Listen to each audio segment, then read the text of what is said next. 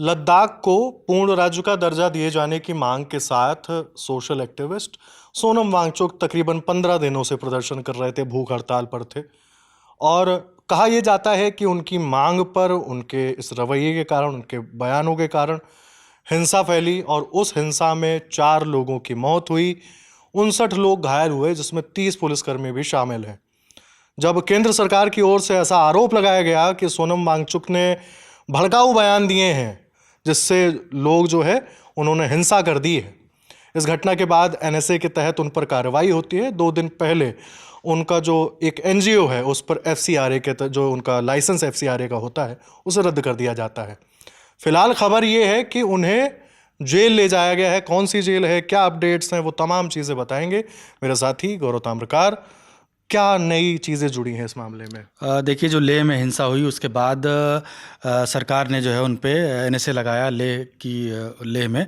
और उसके बाद जब एनएसए लगता है हिमांशु, तो वो एक ऐसा कानून है जिसके तहत अगर कोई अंदर जाता है तो उसको बेल मिलना बहुत मुश्किल होती है। फिर उनको ले जाया गया लेह के एयरपोर्ट में और खबरें चली कि उनको दिल्ली लेकर आ रहे हैं। लेकिन उन्हें अभी खबर ये आई है सूत्रों के हवाले से कि उनको राजस्थान के जोधपुर की जेल में ले गए हैं। उनका मेडिकल हुआ है और उनके लिए एक खास सेल बनाई गई है जहां वो रहेंगे, जहां पर 24 घंटे सीसीटीवी की निगरानी होगी। तो अभी तक ये अपडेट है सोनम वांगचुक को एनएसए के तहत जो है गिरफ्तार किया गया था उसके बाद की। जी अच्छा, इस मामले में हम तमाम चीज़ें जब देख रहे हैं तो ये चीज़ भी सामने आती है कि उनके एनजीओ पर एफसीआरए के तहत कार्रवाई की जाती है। एफसीआरए का जो लाइसेंस है वो रद्द कर दिया जाता है, जिसका ये दरअसल एफसीआरए का लाइसेंस क्या होता है वो भी मैं समझा देता हूँ। इसके तहत चीज़ें इस तरह से होती हैं कि जो फॉरेन मतलब जो विदेशी सहायता आपको प्राप्त होती है उसके लिए आपको पंजीकरण कराना होता है, तो वो चीज़ सरकार ने कैंसिल कर दी है।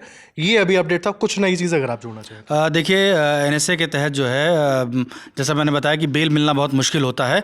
और अभी हमने हाल में कई मामले देखे हैं, जैसे कि जम्मू कश्मीर में कई लोगों की गिरफ्तारी होती है, उनको तिहाड़ जेल में, दिल्ली में जेल में डाला जाता है। और उसके पहले आपने देखा होगा कि पंजाब में अमृतपाल की गिरफ्तारी हुई थी, उसके साथियों की गिरफ्तारी हुई थी। उनको सबको जो है असम के डिब्रूगढ़ जेल में भेजा गया, यानी जो आपका नेटिव स्टेट है जहाँ के आप रहने वाले हैं उससे काफ़ी दूर भेजा जाता है, ताकि वहाँ के जो लोकल लोग हैं वो प्रोटेस्ट ना कर सकें और उनको थोड़ा सा सेग्रीगेट किया जा सके। तो इसी कड़ी में जब आज सोनम वांगचुक को गिरफ्तार किया गया तो उसके बाद उनको जोधपुर ले जाया गया है, ऐसी खबर है। और जहाँ तक सोनम वांगचुक का सवाल है, हम सब जानते हैं कि 3 इडियट्स जो मूवी आई उसमें जो आमिर खान का किरदार था वो सोनम वांगचुक से प्रेरित था। और सोनम वांगचुक जो है उस पूरे इलाके के बहुत नामी शख्स हैं और 2018 में उनको रमन मैग्सेसे अवार्ड मिला था। वो जो बच्चे हैं जो संघर्ष कर रहे हैं, जो पढ़ने में जिन्हें दिक्कतें आती हैं, जो फेल हो जाते हैं, ऐसे बच्चों को वहाँ पढ़ाते हैं और जो वहाँ का क्लाइमेट है उसके लिए भी बहुत सारा काम करते हैं। तो लेह में उनका बहुत सारा काम है, उनको मानने वाले लोग हैं। तो सरकार का यही कहना है कि उन्होंने जो भूख हड़ताल रखी, उनके जिस तरह के बयान थे उसके बाद लोग भड़के और हिंसा हुई, जिसमें 4 लोगों की मौत हुई। और सोनम वांगचुक ने इसे जनजी से जुड़ा प्रोटेस्ट बताया था और उसके बाद सरकार ने उनको जिम्मेदार ठहराया और उनके बाद उनके ऊपर एनएसए लगाया गया है। जी, कुछ लोग मानने वाले हैं तो कुछ लोग विरोध करने वाले भी हैं।